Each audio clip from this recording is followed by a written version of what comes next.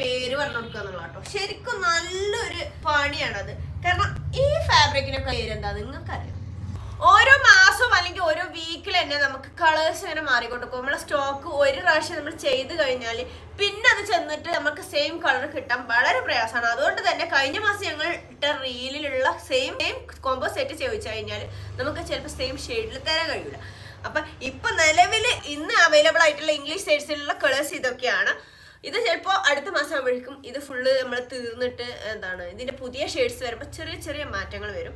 ഞാൻ ചെറിയൊരു ഉദാഹരണം കാണിച്ചു തരാം. സെയിം കമ്പനിയുടെ സെയിം നമ്പറിലുള്ള മെറ്റീരിയൽസ് ആണ് ഇത്.